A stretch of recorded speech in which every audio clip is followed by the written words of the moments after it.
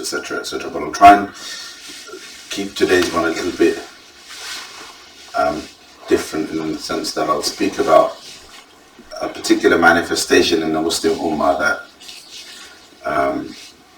has been around for a long time. But we'll try to speak about it based on how its intent, what it is, the valid intention behind it that is supposed to affect all of us, and then how different people basically do it. So the Prophet sallallahu alaihi wasallam. So I'll start with this. The Prophet sallallahu alaihi wasallam was once visited by a man. It's a famous hadith. As I tell you it, you'll realize which one it is. He was visited by a man. The hadith says the narrator of the hadith describes the man as shadidu bayad al-thiyab shadidu sawad al-sha'r. The man had intensely black hair, very, very clean black hair, and he had very white clothes, right? As though they had just been scrubbed clean and dried. So لا يوجد عليه أثر السفر ولا يعرفه منا أحد. So the narrator mentions a contradiction. He says there is no trace of traveling on him. Doesn't seem like he's traveled from anywhere, but nobody knows him. None of us recognizes him.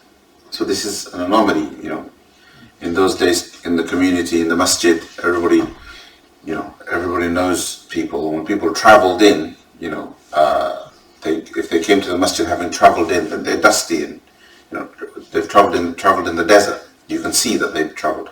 And this guy looks like he's come to somebody's house, cleaned, and has got fresh clothes, etc. And then the man comes to the Prophet sallallahu alaihi wasallam, and he sits knee to knee like this, and he puts his hand on the Prophet sallallahu alaihi wasallam's thigh, and he asks him, Muhammad, what's Islam? And so the Prophet sallallahu alaihi wasallam says, the Prophet sallallahu alaihi wasallam kind of isn't surprised by any of this. He kind of just goes with the flow, and he answers his question, and he says, Islam is the 5 pillars. To cut a long story short, right? Islam is the 5 pillars. Right? Shahada, Salah, Sawm, Zakah, Hajj. The man says, Sadaqta. You're right. So the narrator says, فَعَجِبْنَا لَهُ يَسْأَلُهُ وَيُصَدِّقُهُ. We're like, what's going on here? A guy asks him a question, and then he corrects. He says, he confirms the question. Like he already knows the answer. Then he says, Mal Iman, or Akhbirni anil Iman. Tell me about Iman. And the Messenger of Allah sallallahu alayhi wa sallam gives him the articles of Iman. Right? Iman wa an tu'mina billahi wa malaikatihi wa kutubihi wa rusuli and so on. Iman is that you believe in Allah, and that you believe in the messengers, you believe in the holy books, you believe in the last day, you believe that good and bad is from Allah subhanahu wa ta'ala, etc., etc. All the 6 pillars of the 6 pillars of Iman. Then he asks him, then he says Sadaqta again. So he says, you tell the truth. And then he says to him, Akhbirni al-ihsan. Tell me what ihsan is. And so the Prophet ﷺ says, Al-ihsan an ta'bud Allah ka'annaka tarahu fa'in lam takun tarahu fa'innahu yarak. Ihsan is that you worship Allah subhanahu wa ta'ala as though you see him. And if you cannot see him, then, be mindful that he sees you. Which, فَإِن لَمْ تَكُنْ تَرَاهُ, meaning if you can't get to the level of awareness, right, that you pray as though you see him, then pray as though you recognize that he sees you. So then this man asks him, when will the hour come? So the Prophet ﷺ says, مَا الْمَسْئُولُ عَنْهَا بِأَعْلَمَ مِنَ السَّائِلِ. The one that is being questioned doesn't know any more than the one who is questioning. I don't know. So he says, فَأَخْبِرْنِي عَنْ أَمَارَاتِهَا. Tell me about its signs. So the Prophet ﷺ says, أن تلد الأمة ربتها وأن ترى الحفاة العراة العالة رعاء الشاء يتطاولون في البنيان. That the slave girl will give birth to her master, explain that in many ways, but to finish it off, وَأَن تَرَى الْحُفَاةِ, and you will see barefoot, people who used to be barefoot, poorly clothed. In fact, the Prophet used the word urat, like unclothed people, right? Al-ala, poor people, dependent on others. Ri'a ash-sha, goat herders, boasting in buildings, right? يَتَطَاوَلُونَ فِي الْبُنْيَانِ. So basically the Prophet ﷺ mentioned two of the signs of the end of time. One of them perhaps means the disobedience of children, right? What is one of the meanings. And the other possible meaning is that it talks about the confusion of nasab. There will be so much indecency and so much adultery that nasab will become so confused, that it's so confused that a person may give birth to someone who by lineage would be their master, right? So here the one that I want to talk about is the Prophet ﷺ, when he summarized the deen, right? When this man then gets up and walks away, and the Sahaba asked the Prophet ﷺ, that was a strange thing that we saw, and the Prophet ﷺ says, that was Jibreel, he came to teach you your deen, right? Through question and answer. It was Jibreel, he came to teach you your deen, basically, and so he came and he did this question and answer session, basically, with me. So Jibreel, obviously sent by Allah subhanahu wa ta'ala, and Jibreel's attempt to teach the deen becomes our basic summaries of how we learn the deen. Yes? So we learn the 5 pillars of Islam. Islam is 5 pillars. Islam is 6 pillars of Iman. We learn that. Pretty much we use the hadith of Jibreel. The one that we don't seem to talk about much, right, is the third one. Right? So when people talk about the religion, what is Islam? We'll say Islam is the 5 pillars. These are the things that we believe in. And then we tend to leave Ihsan out. Ihsan is not discussed.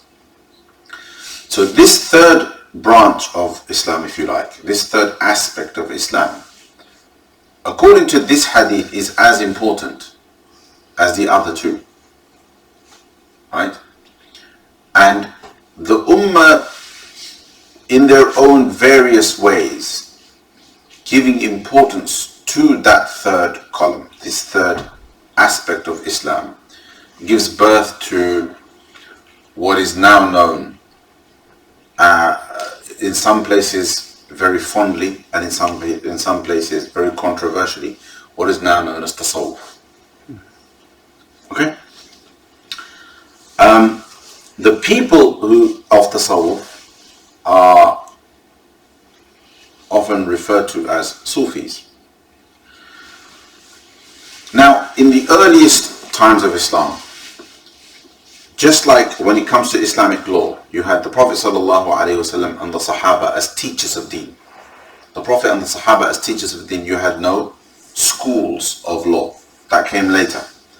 Similarly, you had the early Muslims transmitting hadith. You had no collections of hadith until Imam Malik rahmatullahi alayhi. The first attempt to collect was by Ibn Shihab Zuhri, 100 Hijri, by the order of Umar ibn Abdul Aziz rahmatullahi alayhi. You had people speaking Arabic. You did not have Arabic grammar until, according to some reports, the time of Ali radiallahu anhu, and according to some reports, the time of Umar radiallahu anhu, when fearing a loss of the pristineness of Arabic, they ordered that the language is codified. The language is codified. So they say that a man called Abul Aswad al-Du'ali starts the process of codifying Arabic grammar so that foreigners could understand how Arabic should be spoken properly. Yeah?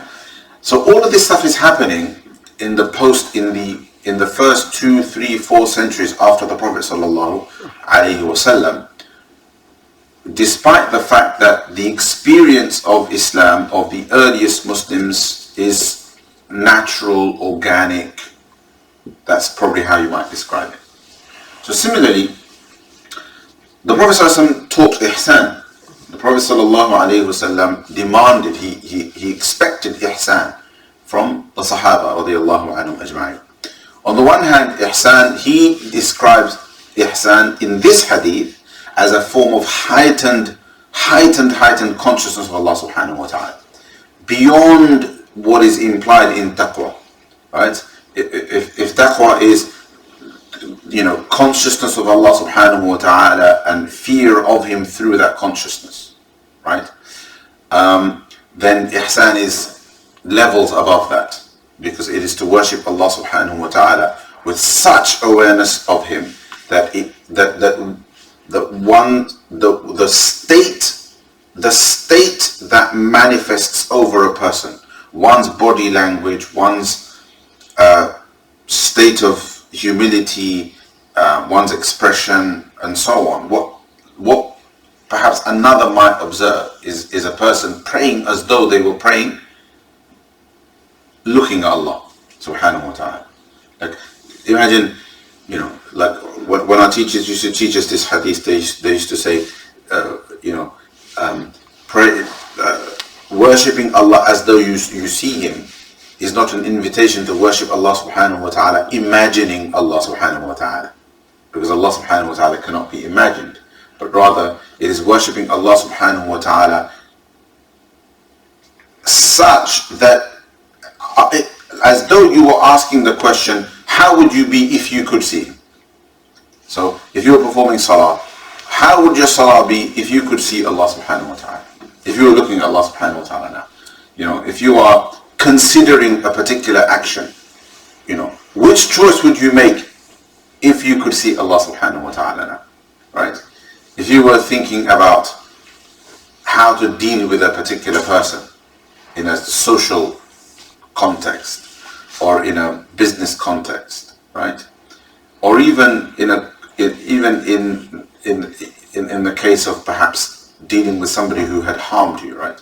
How would you do it if you were looking at Allah subhanahu wa ta'ala? In every situation, right?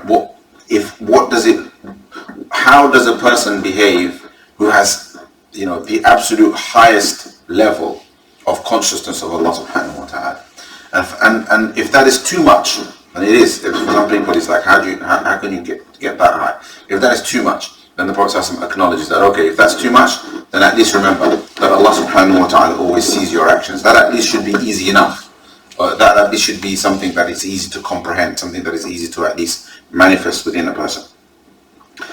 The early Muslims manifested great piety. We hear stories that are almost mythical, right, about their ibadah, right, and that was their ihsan, right. The Prophet ﷺ used ihsan in various contexts. The Quran uses ihsan in different contexts, right. وَأَحْسِنُوا إِنَّ اللَّهَ يُحِبُّ الْمُحْسِنِينَ هَلْ جَزَاءُ الْإِحْسَانِ إِلَّا الْإِحْسَانِ. In one context, ihsan is good behavior towards others.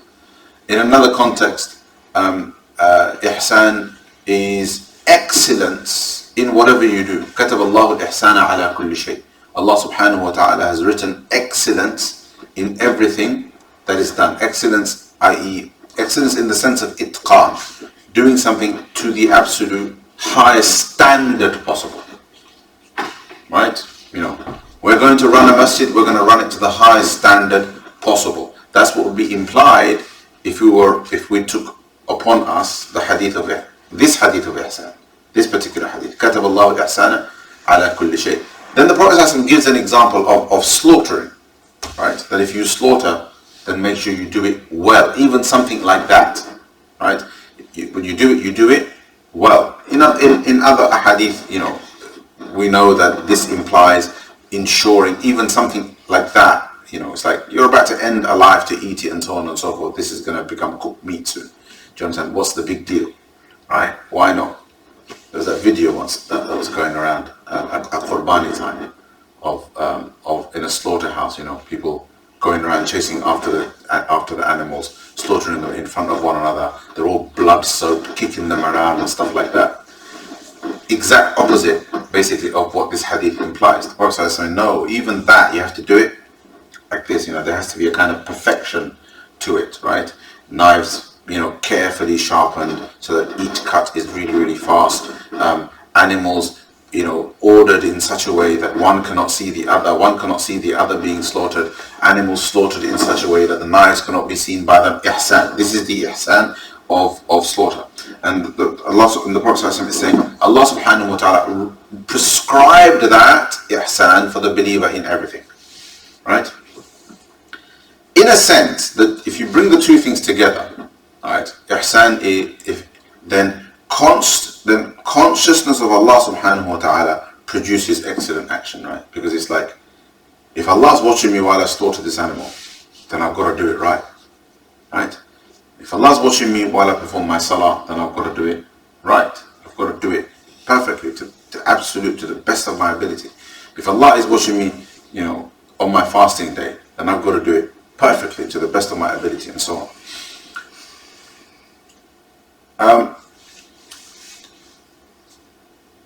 Early Muslims tried their best to manifest this, right, simply through, just through the standard teaching of the Prophet sallallahu alaihi wasallam. Around the time of, I don't know exactly when, and this, there are different recordings of how this happened.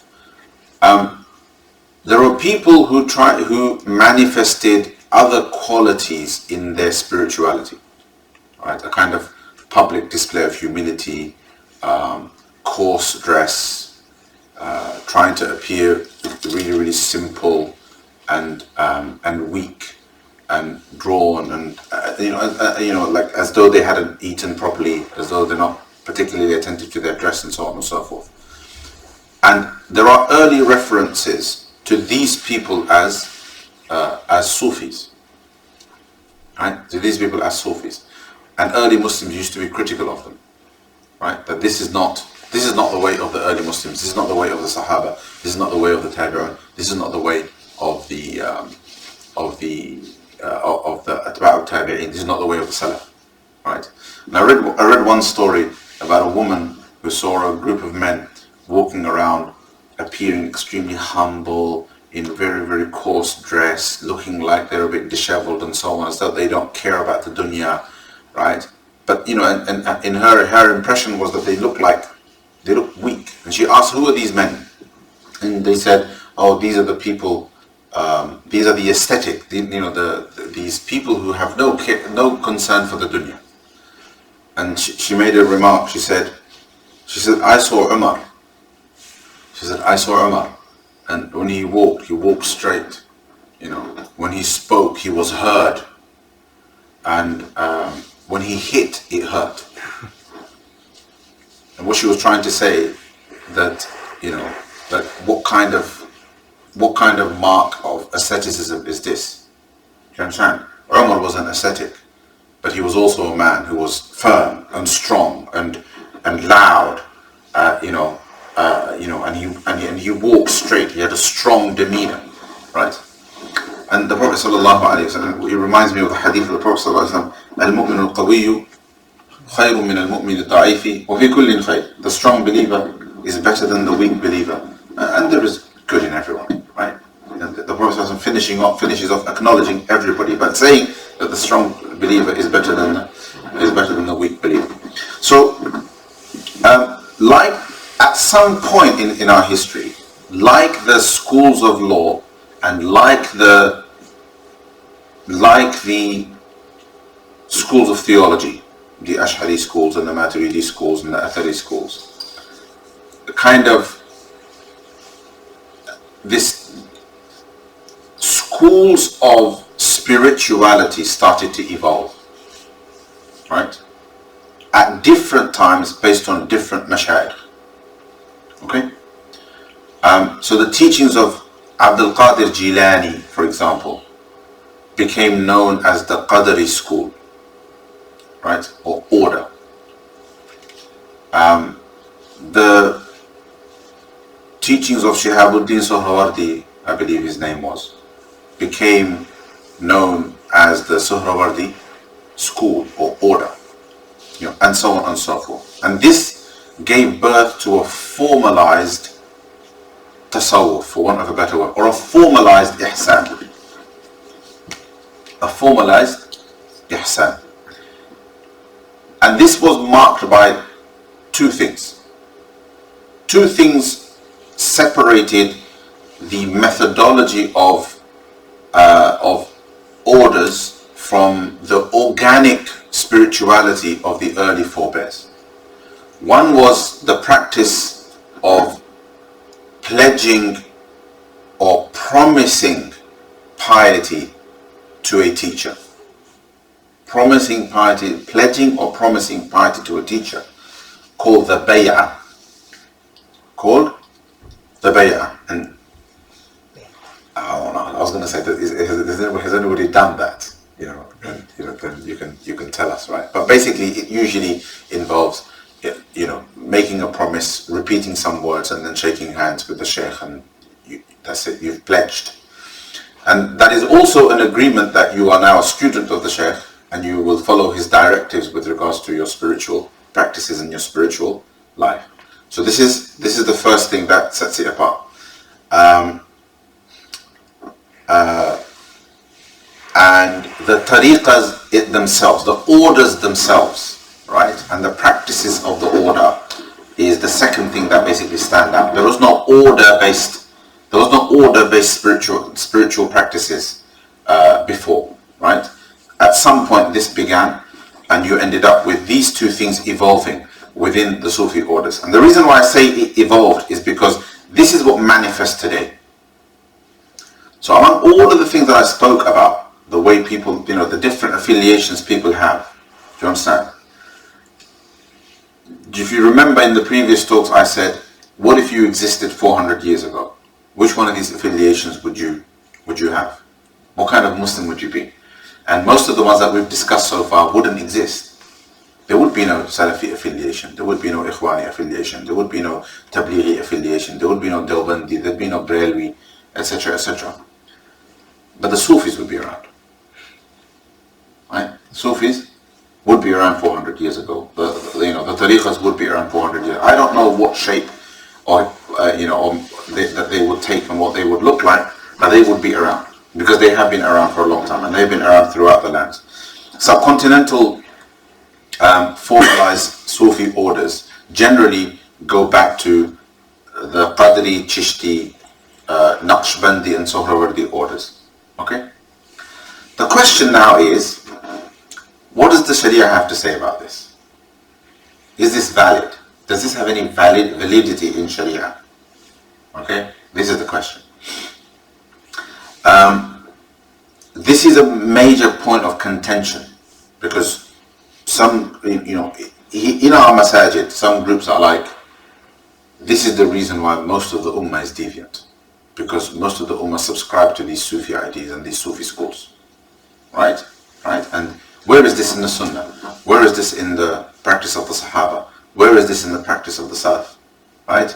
This is we don't need to go any further to prove that deviance and bid'ah has spread across the whole ummah. Okay?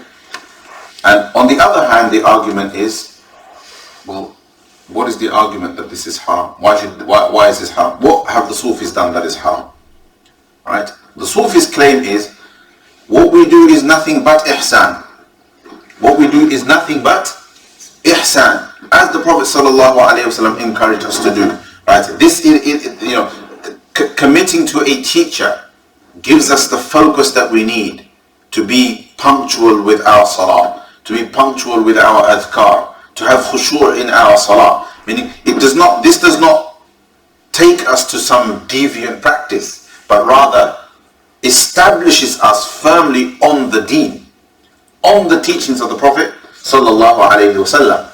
Or what about this bid'ah of tariqas, and what about this bid'ah of bay'ah? Well, that's no big deal. We are simply promising at the hands of a teacher that we will be good. Right? You understand? And the order is no different to the madhahib of fiqh. The Hanafi, Shafi'i, Maliki, Hanbali madhab. You understand? So this is if you like, this is the fault line of ikhtilaf here. Some are like, this is all bid'ah. Others are like, oh, what's wrong with it? This helps us be better Muslims. This helps us connect spiritually with Allah subhanahu wa ta'ala, because we are following the path of other people who have followed a tried and tested methodology, right, of adhkar and routines of adhkar and tilawa and salah and ibadah and tahajjud and so on and so forth. So I suppose if you were to ask, if this was an istifta, meaning if you were to ask, we have seen these practices, what does the Sharia have to say about it? Then I suppose an honest evaluation would be to simply say that it depends on the practice. If a practice is against the Sharia, then at that level it is against the Sharia. And if a practice isn't against the Sharia, then it is not against the Sharia. I'll give you examples. For example, there are Sufis who somehow have developed practices that involve theological beliefs. They have beliefs that seem to have no basis in deen. Like the belief that when we sit together to commemorate, let's go a step back. So there are practices that could be questionable, right, in terms of sunnah and bid'ah. Like, for example, some Sufi groups practice the Mawlid. They celebrate the birth of the Prophet ﷺ, and that's a point of contention because other Muslims are like, hang on a second, where'd you get that from? The Sahaba didn't practice this. And there are arguments on both sides. I'm not going to try and settle that long debate, right? And there are well-established ulama who affirm the Mawlid, and there are well-established ulama who refute it. Okay? So this is, in my view, this is not a major controversy. Why is it not a major controversy? Because what is in a name? You can call it a Mawlid, but what are you doing? If people in the Mawlid are singing praise of the Prophet ﷺ, remembering the seerah of the Prophet ﷺ, doing adhkar, reciting Quran, sharing food with one another, then the name doesn't somehow put a negative picture on those practices, right? And I've attended Mawlids in Sham, Akhuna Shami, inshallah. So that's all there is, right? But then, what if the Mawlid also involves having a chair ready, believing that the Prophet ﷺ would attend it, and then upon the point of arrival of the Prophet ﷺ, everybody stands up to welcome him, right? And they say, Ya Nabi, Salam Alayka, Ya Rasul. What happens then? What do we say about that? You understand? And where is the evidence that the Prophet ﷺ? And then, if this is based on some belief that the Prophet ﷺ is Hadir Nadir, what is the evidence? So again, I'm not going to arbitrate the view. The point is that in Sufism, this could be the point of controversy. If there are Sufis who are whirling, who are dancing, and there are Sufis who include dance in their spiritual practices, right? What is the basis of that? How do we marry that with the requirements of the Sharia, with what the Sharia says? There are in Bangladesh there are Sufi groups that do something called, we call it urus in Bengali, right? I don't know. You guys have that? Urus, yeah. You guys have urus. And in various dargahs, in these graves of saints, there are these urus, right? Yeah. And the stuff they do, forget it. I mean, the question, you wouldn't even bother going and asking a mufti, are these practices valid? You give the fatwa there and then. Men and women dancing together, smoking pot, like next level stuff. But somehow it's all tied into some kind of pseudo spiritual ideas. It's really strange. They come in their coachloads at the grave of somebody who's buried, who's believed to be a saint of some kind. So, with regards to Sufism and Tasawwuf, I suppose the bottom line is the practice. Okay, and this is one of the, if you like, group identities that exist within our communities, and there are many different flavors of Sufism. Sheikh Babakir al-Sudani's brand of Tasawwuf somewhere in, I think, West London is very different to Leicester's Sheikh Riyadul Haq's brand of Deobandi brand of Tasawwuf. Is very different to Brelwi Peed's brand of Tasawwuf, which is very, very different to Yemeni Sheikh's brand of Tasawwuf, who is from the Habaib, which is very different to and so on and so forth. It's very diverse, and they all belong to different turuq and so on. Some people's Tasawwuf is very, very discreet. You know, for the most part, there is no Tasawwuf in their lives. It's something that they do very, very privately. Right? They have a teacher who they're on their phone to, who they consult for their spiritual problems and their spiritual difficulties, and they do certain adhkar that are given to them by the teacher, and those adhkar are from the Sunnah and so on and so forth. So, for me, Tasawwuf exists within our community. There are mashayikh in the UK, right, who take the bay'ah, right, and they have students in the UK, and their students are in Chelmsford. The students are in Chelmsford, right?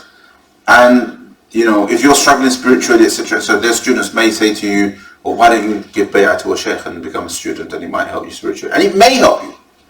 It may help you, right?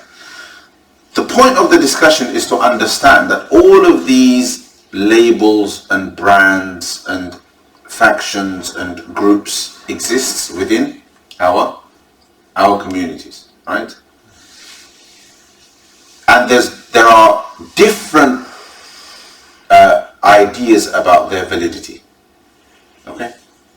For the most part, you can ask me what my opinion is. You can ask me now I'm going to do that in Q&A. You can ask me now, what do I say about Tasawwuf? Because I haven't said anything, have I? I've not given any kind of verdict, right? But the point is that it doesn't matter what I say. My verdict is not going to take away, it's not going to remove that group, right? You understand? So unless unless something is absolutely batil, and there can be no way in which we can find any excuse for them, that they are so batil, then we can find no way to find any excuse for them, and they are actually doing public harm in the name of Islam, right? Then there's probably no practical benefit, right, in allowing local communities to split up and fight over these issues. Does that make sense? Right? Within a masjid community, and I'll be very specific, like within a masjid membership, some of the schisms, some of the groupings are based on these things.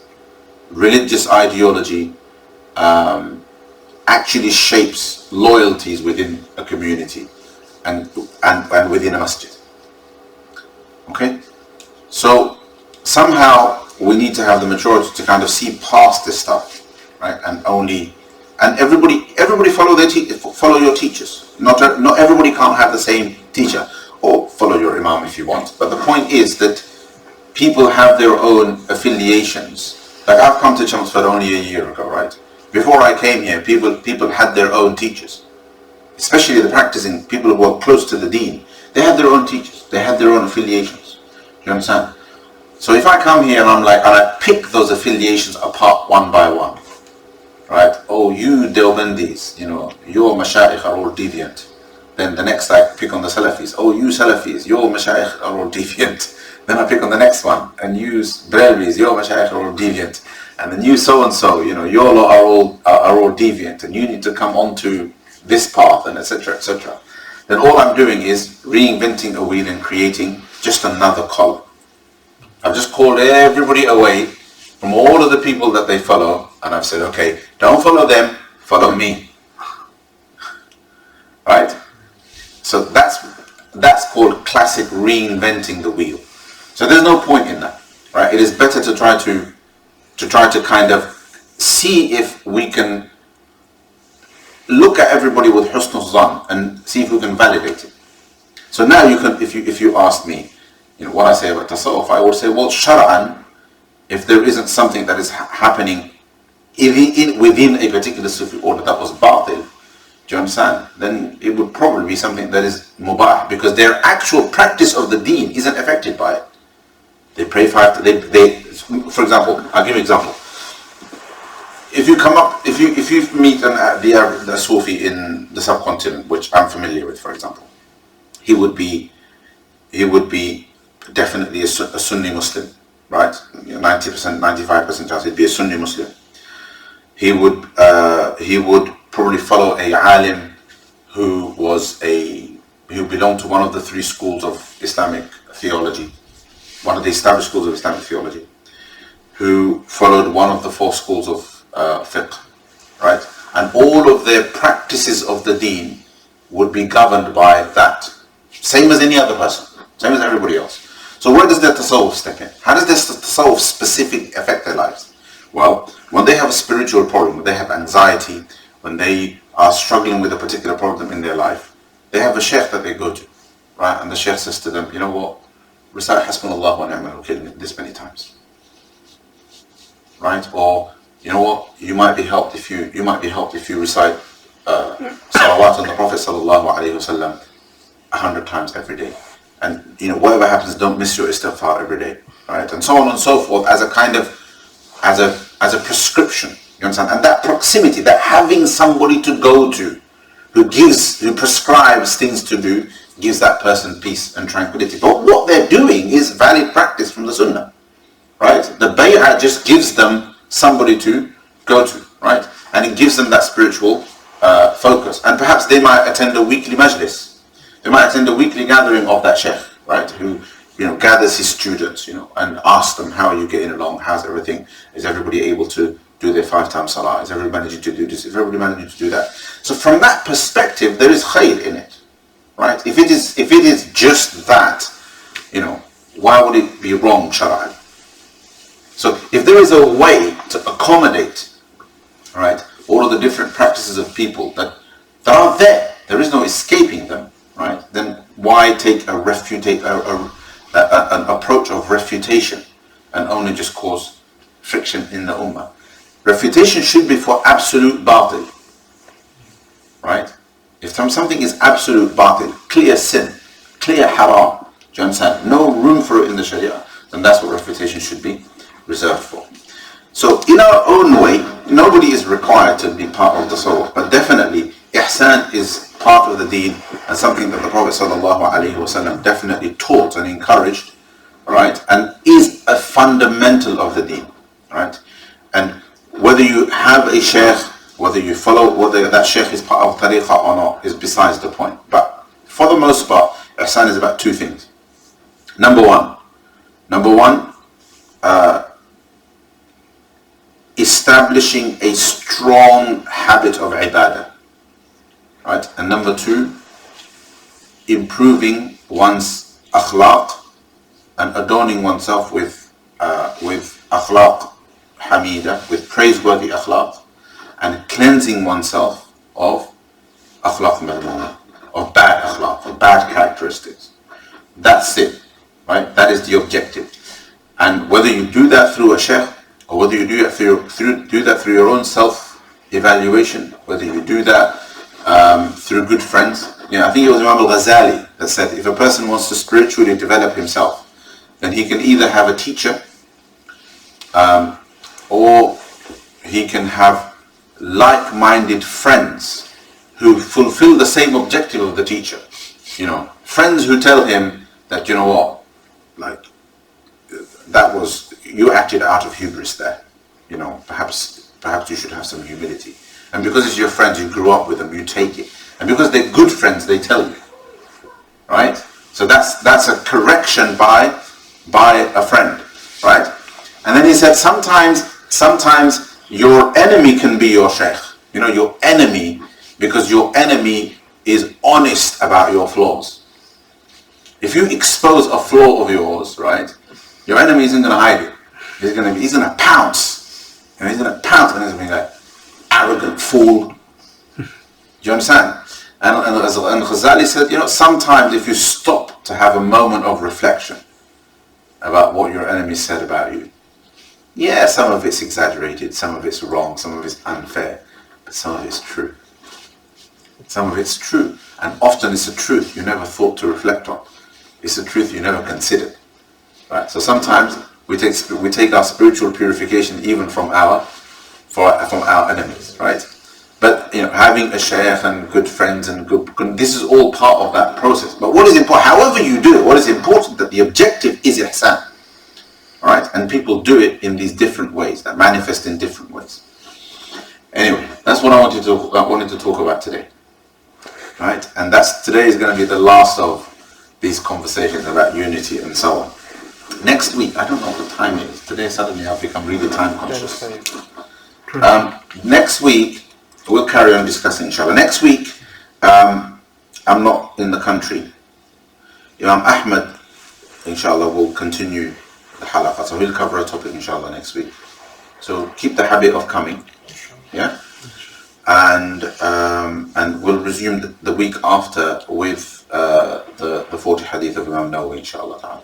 I'll try and cover about 2 to 3 hadith a day. I won't make it too detailed. Because you can keep talking about a single hadith, and it takes you 40 weeks to do 40 hadith, which is too long. So if we do 2 to 3 hadiths a day and keep the commentary short, inshallah ta'ala, then we'll get through the 40 quickly. The objective is to introduce the idea of the arba'in and to get people into a kind of regular interaction with the hadith of the Prophet sallallahu alaihi wasallam. So we'll start that as soon as I return. Okay. And before we go into any Q&A, remember that today is what date? What's the Islamic date today? Third, yeah. Has anybody been following moon sighting arguments about Muharram? Have there been any moon sighting different debates about Muharram? No. Everybody has agreed that it's the 3rd. Because today one of my apps said 3rd and one of my apps said 4th, and I announced 4th in the masjid because the Hamptons app said 4th. All right, and then Imam Sahib said, "Oh no, it's the 3rd. Our app was wrong." So initially the app wasn't updated, so someone mentioned it in the group and then they corrected it. Brother Nasser corrected it. So Ashura it's the month of Muharram. It's one of the 4 sacred months. إن عدة الشهور عند الله 12 شهرا في كتاب الله يوم خلق السماوات والأرض منها 4 حرم. There are four sacred months out of the 12 months of the year. Muharram is one of them. And among the practices of Muharram, right, are 2 things mainly, right? Except for the stuff that's to do with the month being sacred. You can't initiate battle in a sacred month, etc. These are separate issues that probably nowadays isn't as applicable. The main thing is, there is a hadith in which the Prophet ﷺ says that the best fast after Ramadan is the fast of the month of Muharram. Okay? So if you didn't fast Monday, Thursday normally, or the 3 months in the middle of the month normally, then there's extra incentive to do it in Muharram. So that's the first thing. And then the Prophet ﷺ, when he came to Medina, the Yahud he found that the Yahud were fasting the 10th of Muharram. They were fasting the 10th of Muharram. And it was Ashura, you see, they called it Ashura. And the Prophet ﷺ asked what this was. And they said, this is the day Allah subhanahu wa ta'ala freed the Banu Israel, Musa ﷺ and the Banu Israel from the Fir'aun. And this is the day Allah subhanahu wa ta'ala drowned Fir'aun. And therefore, therefore Musa alayhi salam fasted this day out of gratitude to Allah subhanahu wa ta'ala. So we fasted. So the Prophet ﷺ said, we are closer. We have a greater right to Musa alayhi salam than you. And so the Prophet ﷺ ordered the Muslims to fast Ashura. And then, this was towards the end of his life, and he said, if I am alive, in one narration he said, if I am alive the next year, then I will fast the 9th. Mukhalafatan lil Yahud, to not copy the Yahud, right? So that the Muslim practice remains different to the Jewish practice. And so it becomes sunnah for the believers, if they want to fast the 9th and the 10th, right, of Muharram, which is in our case will be Thursday and Friday. Okay, inshallah. So try to do that.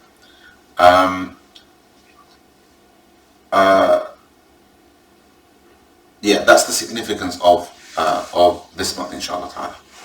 Okay? Right, any questions?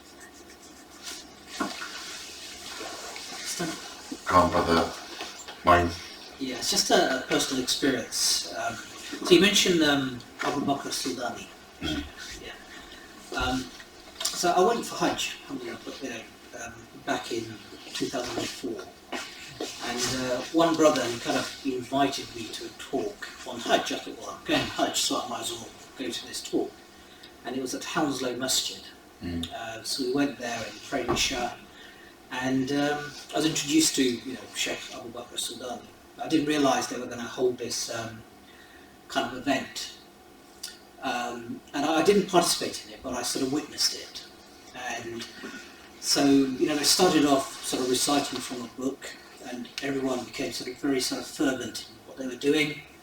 There were people sort of coming to this big gathering of people and sort of ushering people to this, to corners, saying they make space. I didn't know what they were doing, but afterwards I realised that what they were doing was sort of making space for angels to come in. And then it all culminated. This is what they said? Well, I think so, yeah. I seem to kind of recall talking to someone about it. Now, at the end of it, they all kind of got up and they started imitating the salah. So they were chanting things and imitating the salah, going into ruku and jumping up. There was a very funny incident that happened as well, which there's this old man who came with his grandchildren. And every time he went to ruku, his grandchild would kick him. Yeah. And he'd sort of get back up and try and catch him. He'd run away and then never went to ruku, so he had to go back into ruku. So I sort of witnessed this. It was quite hilarious at the time. But then what they did was they kind of formed this huge circle and they held hands. And I didn't participate in this, so at this point, this sort of the interior perimeter of the prayer hall, which was quite big, I was standing right in the corner. And afterwards, I think they realised that there was someone there who wasn't, basically myself, who wasn't participating in this, and they said, "Oh, it's perfectly okay." And they said, "This isn't the practice of the Sahaba, but it, came afterwards." So Abu Bakr Sudani sort of explained this, and I was invited to a dinner afterwards to join him, which was quite nice of them. So that experience has always sort of bugged me, as to what it is they were doing. Firstly, obviously, it was some sort of a Sufi type of dhikr, and whether this is something that is sort of from our religion. I'd not witnessed this before, and I wasn't told that this was going to happen. So this brother who used to live in Chelmsford, he took me along, and I kind of said, "Look, don't do that to me again." But the talk on Hajj was fantastic. Yeah. So I just, I suppose, wanted to recount that. I just wanted your thoughts on. So I don't have a detailed understanding of it. I know what it is. It's called the Hadra, right? That's what they call it. They call it the Hadra, and it's very popular in places like Syria and in Yemen. And I think it's practiced as part of the Shadili Sufi order. Okay, so what does Islam have to say about it? Is it obviously, I said if you ask the fatwa, then what we do, right? So this is when I first came across this, right? I was troubled by it because I'd never seen it, I'd never practiced it, and at that time, shortly after, I went to study in Bangladesh. I became very close to my teacher who I studied Bukhari and Tirmidhi with, and I remember he was a Sufi, right? He had a sheikh and everything. So I asked him about the Hadra. I said, "Look, like your Sufism, I don't notice. You don't do anything other than what's in the Quran and the Sunnah and so on. But I've heard about this thing called the Halaqah, etc. What do you think?" And he said, "Look," I said, "It's the Shadili. It's in the Shadili tariqah." And he said, "Look, Imam Shadili was a great Imam, and he said, look, he goes, as uncomfortable as it is, if it's part of the tariqah, let it be, right?" And what he meant was, there's no need to refute it. Let them do their thing. And so he didn't kind of satisfy me with his answer, so I reflected on it a bit more, and then I sort of understood it in this way. This is not this is me speaking on their behalf, right? Sufi practices are, by their own admission, not always, strictly speaking, from the Sunnah, which is basically what Sheikh Babakir was trying to explain to you. It's not from the Sunnah. So then what are they? and how do they justify it? If it's not from the Sunnah and it's got something to do with dhikr and it's some part of some sort of ibadah, then how do they justify it? Right? So there's two ways in which they justify it. One is to say that this is something that is spiritually, that has been found to be spiritually beneficial bit tajriba, meaning that the mashayikh tried it out, at some point, and they found it to be spiritually beneficial, and they passed it on to the students, and it stayed, and it's kind of continued ever since. Okay, so this is, in the Indian subcontinent, I've often heard ulama call them mujarrabat. This is particularly practiced when they use a particular verse of the Quran, for example, for shifa. Do you understand? Like somebody might say, وَنُنَزِّلُ مِنَ الْقُرْآنِ مَا هُوَ شِفَاءٌ وَرَحْمَةٌ لِلْمُؤْمِنِينَ وَلَا يَزِيدُ الظَّالِمِينَ إِلَّا خَسَارًا, and blow on a person. But there's nothing in the Sunnah that says that you can read this verse and blow on a person. But this person is doing it because he's done it before, because it's a verse that references shifa, and he's done it before, and it's benefited a person, so he's carried on doing it. Right? And they call them mujarrabat. So this is one justification. Okay, why isn't that bid'ah? Well, it isn't bid'ah because it falls within the broad principle of the Quran being shifa. Right? The Quran is shifa, and the argument here is the Quran is shifa, all of the Quran is shifa, but every single aspect of the shifa of the Quran has not been revealed in the Sunnah. And so if somebody recites a verse of the Quran and it benefits a person in some way, there is nothing wrong with that. This is their argument. The other argument is a really interesting one, right? And that is, that completely flips the idea of bid'ah on its head. Okay, and that is that, and this actually borrows from Imam Shafi'i's definition of Sunnah and bid'ah. And Imam Shafi'i's definition of Sunnah and bid'ah is that Sunnah is that which conforms to the Sharia of Islam. And bid'ah is that which does not conform to the Sharia of Islam. Which basically therefore means that if something falls within the parameters of, say, ijtihad, right, of scholarly ijtihad, then that cannot be classified as a bid'ah. Right? So you might often hear people here who might say, this is the ijtihad of our mashayikh. Right? And it's kind of, and it's like, okay, well, how do you justify it? Well, it's not haram because these are simple movements, and moving one's body in synchronicity to, say, adhkar is not muharram because nothing has been revealed that says it's haram. The movements themselves individually are mubah. This would be how they would justify. Tradition, i.e. this is something passed down from our mashayikh, it's experiential, as in it's something that has been experienced to be beneficial, and a kind of alternative definition of bid'ah, in the sense that if we can justify that it doesn't go against the Sharia, right, based on the principles of Sharia, then it can't be bid'ah. That's how it is done. So I have the same, I'm not, it's unfamiliar, you're unfamiliar. The discomfort comes from unfamiliarity, and I don't know, therefore I don't know what the benefit is and why people do that. And the fact that the Sahaba didn't do it for me is like, I'd probably sit in that corner as well. But if you wanted to hear a justification for it, this would be it. Yes. And this is why we call bid'ah hasana. Yes, that's right. So when something doesn't classify as a bid'ah as a bid'ah strictly speaking, but however literally it is an innovation because it's not practiced by the early Muslims, that's when they call it a bid'ah hasana, a good bid'ah because it's beneficial, right? Which again is an area of contention because there are other scholars who deny the existence of any such thing as a bid'ah hasana, even though Umar radiallahu anhu is reported to have used the term. They say no, what Umar did was sunnah. The term doesn't apply because he's min al-khulafa al-rashidin al-mahdiyin, and the Prophet ﷺ said, alaykum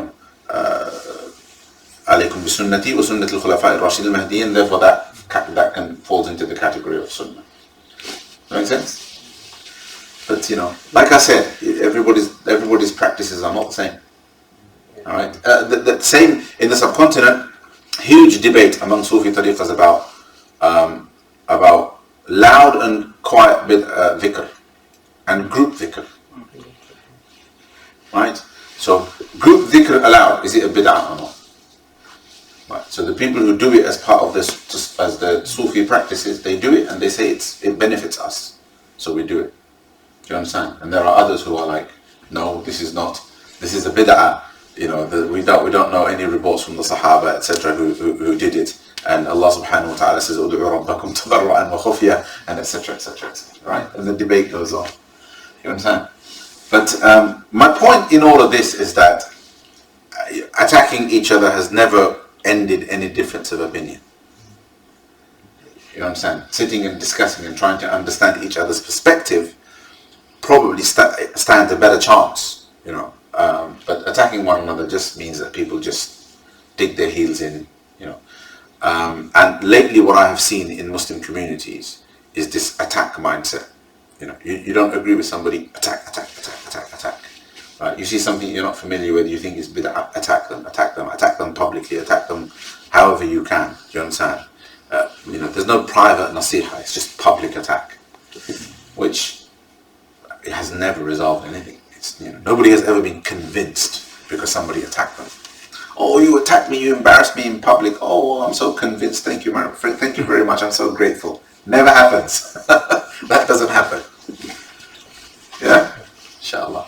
All right. So let's. Any other questions? How are we doing for time? 22. Yeah. Any other questions? Yes, brother. So in terms of, for example, in Islam we have miracles that we believe in, like Miraj. But some of the stories that are in the Sufi books, you know, as a Muslim, I don't know whether we should just blindly believe them or we should just like put a question mark on it. Like there's this famous story between, you know, Shams Tabriz and Mawlana Rumi. When Shams Tabriz goes and Mawlana Rumi is teaching his students, he takes the books and pumps them in the water. So, you know, then Mawlana Rumi gets angry and he picks them up back from the water and they're not wet. And they say like, if you poof, then, you know, the dusty one comes out of it. I mean, this is, you know, if it's a miracle, then you would say yes, but you know, to a normal mind, it doesn't make sense. So there are two parts to this, right? Yeah. One is there is no doubt that in Sunni Islam we affirm karamatul awliya, right? So it is part of our aqidah to believe that the awliya of Allah Subhanahu wa Taala can have karamat, and there is no material difference. There's no fundamental difference between a mu'jiza and a prophet, or the mu'jiza of a prophet. This is what's really fascinating about this. There's no fundamental difference between the mu'jiza of a prophet and the karama of a wali, except the person it happens to. So both are khawariq al-'ada. Both of them are things that go against the principles of nature, the laws of nature, right? We call them, I mean, I find the terminology of the early ulama fascinating, right? You know, it's steeped in deep meaning, right? So they don't call, you know, we call it miracles in English, right? Whereas they call it khariq lil-'ada. You know, a mu'jiza is something that, you know, is from i'jaz, right? It's something that renders a person intellectually speechless, incapable of understanding. Why? Because it's khariq lil-'ada, which is really fascinating. This is so steeped in Islamic philosophy, right? Because khariq lil-'ada implies that as Muslims, our understanding, it's a recognition that our understanding of the laws of nature are from induction, meaning we observe, and therefore assume that the sun is going to rise from the same direction the next day. But at the end of the day, this is simply our observation. Our observation, what is that? It's a habit, right? So 'ada. So a miracle is something that goes against khariq lil-'ada, meaning something that violates the habit. Goes against the habit, meaning what we have become, what we are accustomed to. So water, you throw paper in water, it should get wet. Why? Because the million times that you've seen paper thrown in water in your life, and we've all seen paper thrown in water in our lives, right? So therefore, that is the custom. that is the natural custom, right? But we don't believe that that is inherent. That custom is a sunnah of Allah subhanahu wa ta'ala, and it is a habit that Allah has manifested. And a miracle is when that habit no longer, when Allah subhanahu wa ta'ala flips it, turns the habit, right, and manifests something against the habit. And that's the khaliq, right? Principally, that is what happens in a mu'jiza, that is what happens in a karama. If it happens to a prophet, it's defined a mu'jiza. If it happens to a non-prophet, then it's a karama. Make sense? So principally, we accept karamatul awliya. Okay. The next question is an individual story of a karama. Right? Do you believe it or not? Well, the answer is even the most outlandish, crazy sounding karama can be principally possible. In theory, it can be possible. You know, think about the mu'jizat, right? A pebble speaking in the Prophet's hand, you know, the splitting of the moon, you know, hand in a vessel, you know, filling it up with water, filling it up with milk, filling it up with honey, a small amount of food sufficing a whole group. All of these types of things, right? These are the mu'jizat of the Prophet ﷺ. Karamat are from the same jins. From the same jins. It's the same sort of, principally it's the same sort of thing, right? And it happens to the awliya of Allah subhanahu wa ta'ala. So if you hear a report that something miraculous happened to a particular individual, do you understand? The question is that person a wali of Allah subhanahu wa ta'ala? Well, yes, no, maybe. Well, if they're a fasiq, clearly a fasiq, somebody who publicly disobeys Allah subhanahu wa ta'ala, then clearly it's not a karama, it's some sort of devilish trick, alright, or he's a magician, right? You know, you do not, people, wallahi, if I tell you, like I had this guy, I heard about this guy who I used to know a long time ago, who kind of who was passing himself off as like a spiritual teacher, as like a sheikh. Okay? And look, like you can read whatever you want into this. This is a true story. And this guy's giving adhkar to people and stuff like that. Weird adhkar. Stuff not in the Quran, not in the Sunnah, just stuff that he's just giving. And people are taking it away because they're like, oh, it helps me, it benefits me, it does this to me, it does that to me, blah, blah, blah, blah. So I'm like, you know, somebody's like, oh, there was one guy who I knew who was like really, who was close to me, and he was like, oh, you should speak to him, you already know him, you should speak to him, find out more about him, etc., etc. So he's kind of asking me to assess him, right? So I find out that he is coming to London in a couple of days' time. I think the day before or sometime, basically, he's coming to London. I see a dream. Yeah. And my dream basically portrays the guy as a saint. I'm in this fire pit of a place, there's fires everywhere, apocalyptic kind of scene, right? And I'm looking for an escape, and then I find a staircase, and I go up the staircase, and I'm in a masjid, right? And it's this guy. I already know him from before. And it's this guy, like he's my savior. Think about this, right? Now, and then he comes to meet me, yes? Now, what does the average person do? Here. The dream is a sign. That's it. This person is now my shaykh, right? This guy turns up. I see him. And, wallahi, he looks like a magician. He's got hair down his back, down to his back, down to there. You know, doesn't look particularly clean. Is wearing rings that are against the Sharia, wearing gold rings. It's bizarreness, right? And I'm like, what am I seeing? What am I seeing here? Like, what is going on? You understand? Now, the thing is, people fall for this stuff. It doesn't matter a person's appearance. People fall for this stuff. Nothing trumps the Sharia. Nothing trumps a categorical argument in the Sharia. If something is categorically haram, somebody does it, you avoid that person. Does that make sense?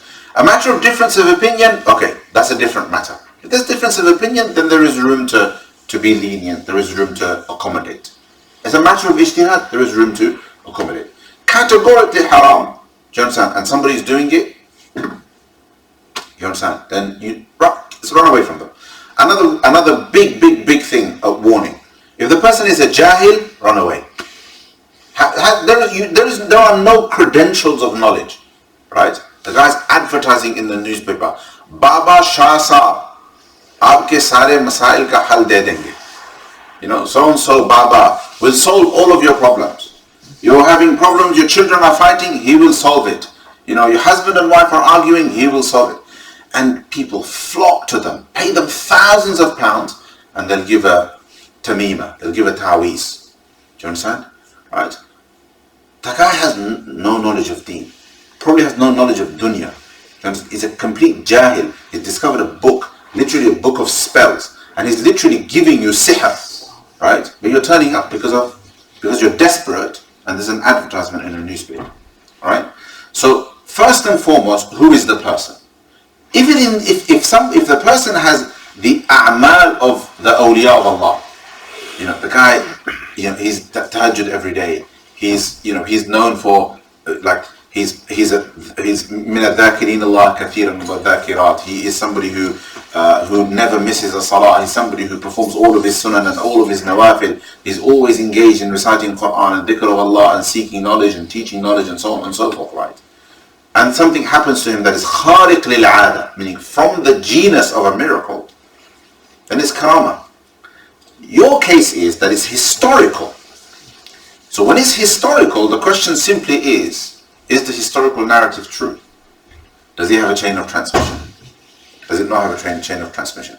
If it has no chain, if it has a chain of transmission, meaning if it is authentically narrated and there is some record of who transmitted it, who witnessed it, then you can believe it. If it isn't, then you don't have to affirm or deny. Doesn't matter how unbelievable it sounds. You understand?